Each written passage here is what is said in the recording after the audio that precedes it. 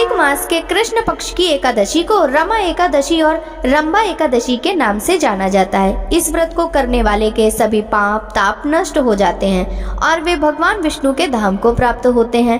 पद्म पुराण में कहा गया है कि रमा एकादशी का व्रत घर में कामधेनु गाय रखने के समान है और कहा जाता है कि इससे चिंतामणि के समान फल की प्राप्ति होती है। जब देवी लक्ष्मी प्रसन्न होती हैं, तो वे अपने भक्तों के जीवन से धन और संसाधनों की कमी को दूर कर देती हैं और जो भक्त माँ लक्ष्मी जी की कृपा प्राप्त करना चाहते हैं, उन्हें विधि विधान से रमा एकादशी का व्रत रखने के बाद अगले दिन शुभ मुहूर्त में व्रत खोलना चाहिए। व्रत खोलने को व्रत का पारणा करना कहते हैं और इस बार एकादशी का व्रत क्योंकि 2 दिन रखा गया है, तो ऐसे में आपको इस वीडियो में एकादशी व्रत की पारण विधि के साथ ही पारण मुहूर्त के बारे में भी बताएंगे। दोनों ही दिन पारण के मुहूर्त के बारे में जानेंगे। इससे पहले आप जानेंगे पारण किस विधि से करना चाहिए। तो द्वादशी तिथि के दिन प्रातः स्नान करके साफ स्वच्छ वस्त्र धारण कर लेना चाहिए।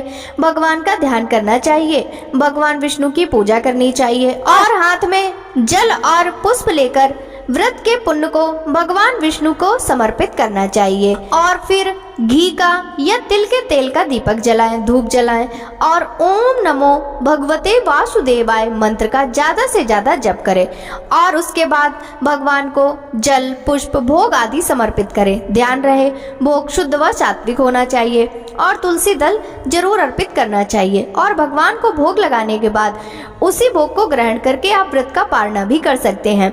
अगर आपके पास भगवान को भोग अर्पित करने के लिए कुछ सामग्री नहीं है, तो आप जल और तुलसी दल भी अर्पित कर सकते हैं और तुलसी के पत्तों के अलावा आंवले का फल भी अर्पित कर सकते हैं।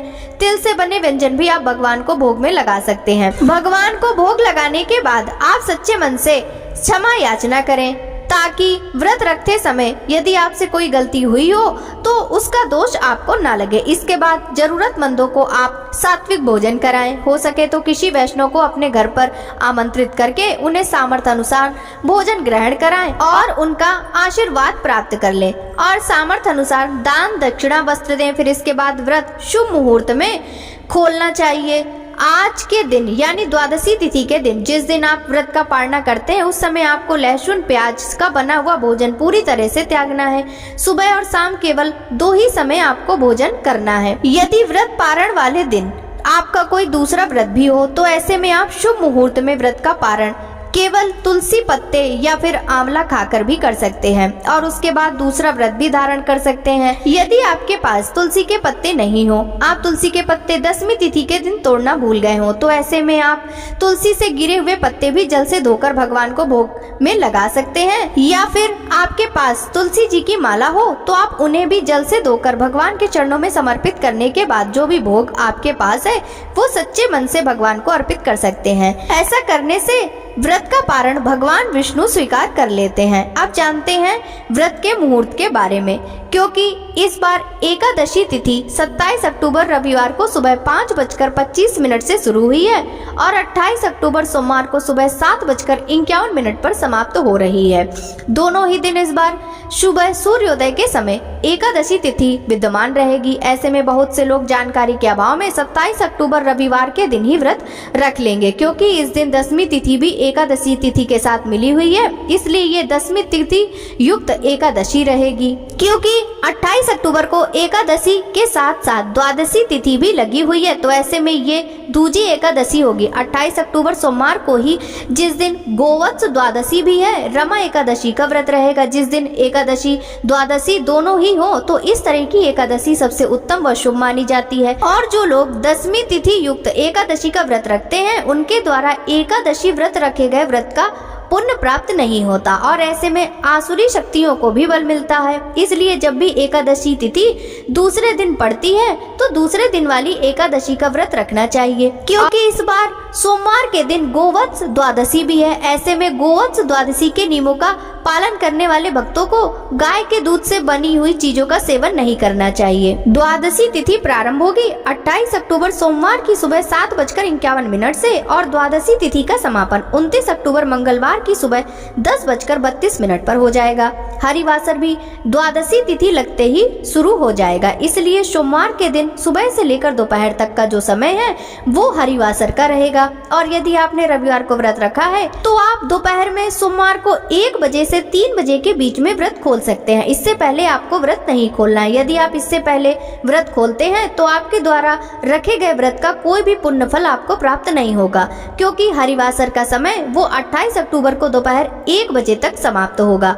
और ऐसा एकादशी के नियम का पालन है कि हरिवासर के समय व्रत खोला जाए तो उसका कोई भी पुण्य फल प्राप्त नहीं होता, इसलिए व्रत हमेशा शुभ मुहूर्त में ही खोला जाना चाहिए। जो भी भक्त सोमवार के दिन एकादशी का व्रत रखेंगे उन भक्तों को 29 अक्टूबर मंगलवार को सुबह 6:34 से सुबह 9:35 के बीच में व्रत का पारण करना है। यही व्रत पारण करने का शुभ समय रहेगा। अब बात आती है, इस बार 29 अक्टूबर को ही त्रयोदशी तिथि भी लग रही है। ऐसे में बहुत से भक्त भौम प्रदोष व्रत भी रखेंगे, जो कि मंगलवार को पड़ने वाला है। भौम प्रदोष व्रत कहलाता है। तो ऐसे में यदि आपने एकादशी का व्रत भी रखा है तो सुबह की पूजा करने के बाद एकादशी व्रत का पारण तुलसी के पत्ते ग्रहण करके या आंवला ग्रहण करके या फिर पंचामृत ग्रहण करके कर सकते हैं। उसके बाद भौम प्रदोष व्रत प्रारंभ करें, क्योंकि मंगलवार को धनतेरस भी है। धनतेरस के दिन यदि आप इस दिन उपवास रखते हैं तो आपको विधि विधान से धनतेरस या त्रयोदशी तिथि का नियमों का पालन करते हुए शाम के समय जो भी फलाहार है वो आप ग्रहण कर सकते हैं। अब सुनिए गोवत्स द्वादशी की कथा। प्राचीन समय में भारतपुर में सुवर्णपुर नामक एक नगर था। वहाँ देवदानी नाम का राजा राज्य करता था। उसके पास एक गाय और एक भैंस थी। उसकी 2 रानियां थीं। एक का नाम सीता और दूसरी का नाम गीता था। सीता को भैंस से बड़ा ही लगाव था। वह उनसे बहुत नम्र व्यवहार करती थी और उसे अपनी सखी के समान प्यार करती थी।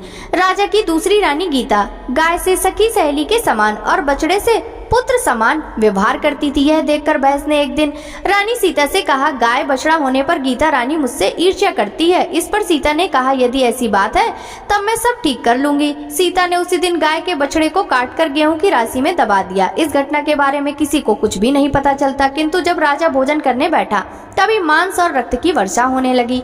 महल में चारों ओर रक्त तथा मांस दिखाई देने लगा। राजा की भोजन की थाली में मलमूत्र आदि बास आने लगी। यह सब देखकर राजा बहुत चिंतित हुआ। उस समय आकाशवाणी हुई, हे राजा, तेरी रानी ने गाय के बछड़े को काटकर गेहूं की राशि में दबा दिया। इस कारण यह सब हो रहा है। कल गोवत्स द्वादशी है, इसलिए कल अपनी भैंस को नगर से बाहर निकाल दीजिए और गाय तथा बछड़े की पूजा कीजिए। इस दिन आप गाय का दूध तथा कटे फलों का भोजन त्याग करें। इससे आपकी रानी द्वारा किया गया पाप नष्ट हो जाएगा और बछड़ा भी जिंदा हो जाएगा। अतः तभी से गोवत्स द्वादशी के दिन गाय बछड़े की पूजा करने का महत्व माना गया है तथा गाय और बछड़ों की सेवा की जाती है।